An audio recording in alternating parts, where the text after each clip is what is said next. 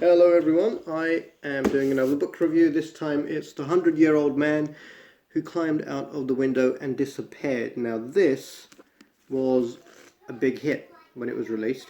Arguably the biggest word-of-mouth literary sensation of the decade. It's on the back. The Independent, imaginative laugh-out-loud bestseller, The Telegraph, blah blah blah. Should carry a health warning for spouses or partners who are easily irritated by the sound of helpless chortling. The Irish Times. I didn't laugh out loud, I didn't find it that funny, but it's certainly entertaining. The main character, 100-year-old man, Alan Emanuel Carlson,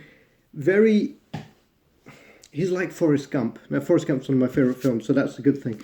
Not stupid, very smart, but very laissez-faire. Doesn't care about anything, just gets on with things. Very positive attitude, likeable character, and the story is essentially... I'm not going to give too much away. It's a very good story. It's very imaginative. It all ties together really nicely.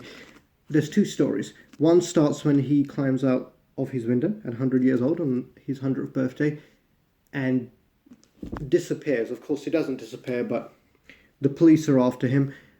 He's suspected of various things. He gets tied up in a case that involves drug dealers, murders, theft, explosions. There's lots of explosions in this because amongst the many things he can do, he's an explosions expert.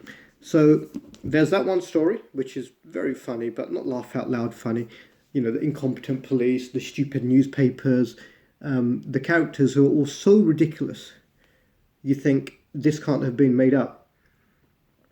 But it's obviously made up. I mean, one of the characters in here, if you're looking for a stupid person, because I mentioned Forrest Gump, there is a character called Herbert Einstein, who, is meant to be the brother of Albert Einstein, and it's done in a way that's all entirely believable. It's that well written.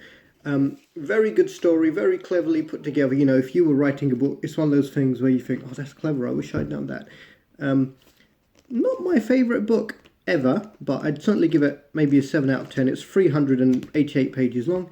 Easy read. Two stories really, so you don't really get tired of one. It goes from one to the other, one to the other.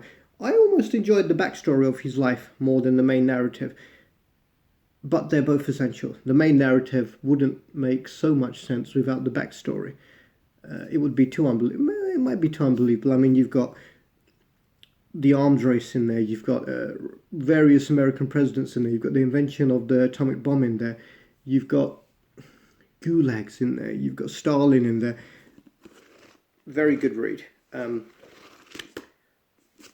author is Jonas Jonasson or Jonas Jonasson, depending on which way you're going to pronounce it.